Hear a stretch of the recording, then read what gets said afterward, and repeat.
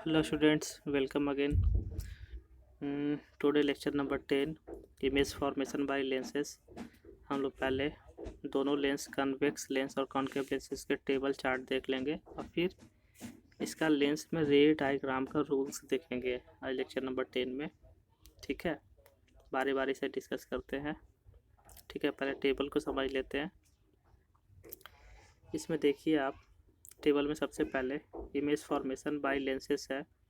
पहले इसका नेचर कैसा होगा, इमेज का पोजीशन और रिलेटिव साइज, ये तीन चीज़ इंपॉर्टेंट है of the image form by convex lens for a various position of A object. यहाँ पे पहले वाले टेबल में कॉन्वेक्स लेंस का हम लोग चार्ट देख रहे हैं।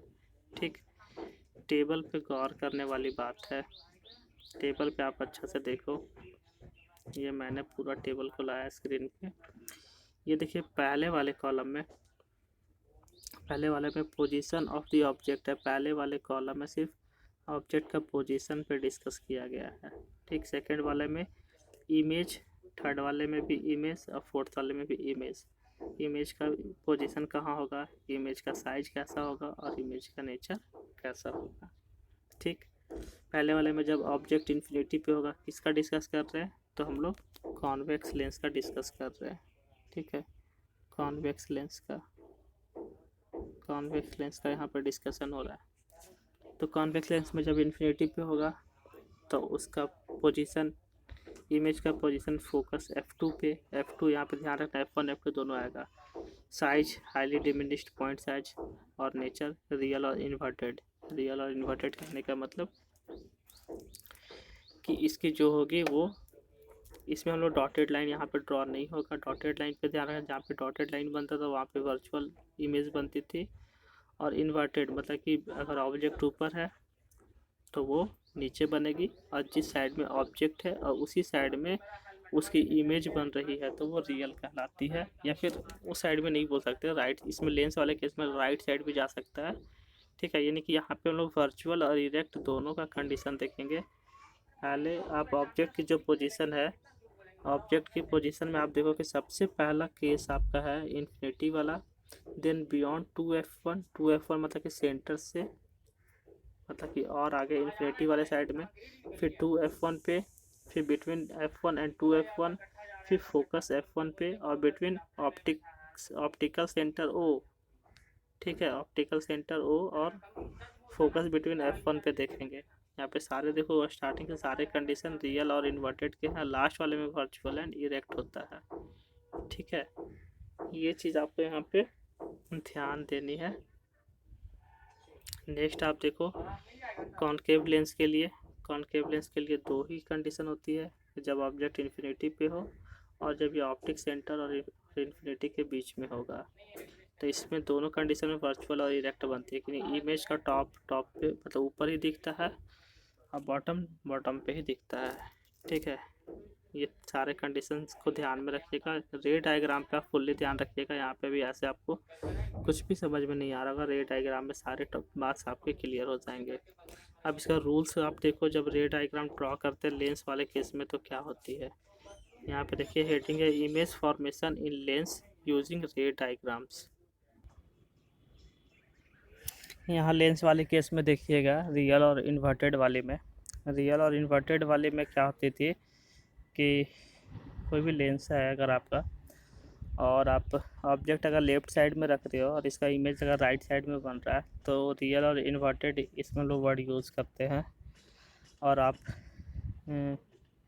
ऑब्जेक्ट को लेफ़्ट साइड में रखे हैं और इमेज भी लेफ़्ट साइड में ही बनी है तो उसमें वर्चुअल और इरेक्ट वर्ड यूज़ होता है। ठीक है, अब हम लोग बारी बारी से देख रहे हैं इमेज फॉर्मेशन इन लेंसेज के बारे में। ठीक है, इसको जल्दी जल्दी से समझ लेते हैं। A ray of light from the object parallel to the principal axis. ठीक है, अगर कोई रे ऑफ लाइट आ रही है, ठीक है, किस साइड से, ऑब्जेक्ट के साइड से, और वो पैरेलल है किसका, प्रिंसिपल एक्सिस के पैरेलल है। ठीक, तो आफ्टर रिफ्रैक्शन, रिफ्रैक्शन के बाद क्या होगा, कॉन्वेक्स लेंस में passes through the principal focus, principal focus किस साइड होता है, तो राइट साइड में होता है। तो on the other side of the lens, वो लेंस के अदर साइड में वो क्या होती है, वो प्रिंसिपल फोकस से क्रॉस करती है। अगर लाइट लेफ्ट से जा रही है तो राइट वाले प्रिंसिपल फोकस पे होगा, अगर राइट साइड से आ रही है तो ये लेफ्ट वाले साइड में जाएगी। ठीक है। In case of the concave lens में क्या होती है, the rays appear to diverse, ये डाइवर्स होते हुए दिखता है from the principal focus located on the same side of the lens, lines का सेम साइड में जिधर से लाइट आई है उसी साइड के फोकस से ये डाइवर्स होते हुए दिखती है। ठीक है, यहाँ आपको ध्यान देना क्या, रे डायग्राम में ये चीज़ आप ध्यान दीजिएगा सभी लोग।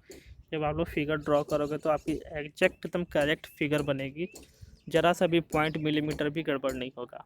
इसमें क्या करना है आपको ध्यान देना कि ये आपने ये फिगर बनाया लेंस वाली, ठीक है, ओ से अगर F2 आपने 2 सेंटीमीटर लिया तो इधर भी आपको 2 सेंटीमीटर ही लेना है। अगर 1.5 आपने लिया है इस साइड में तो इधर भी 1.5 लोगे। मैंने कि फिगर में कहीं कहीं पे छोटे बड़े वाले फिगर में 2 सेंटीमीटर लिया, छोटे वाले फिगर में 1.5 लिया, तो ये दोनों आप ध्यान रखना।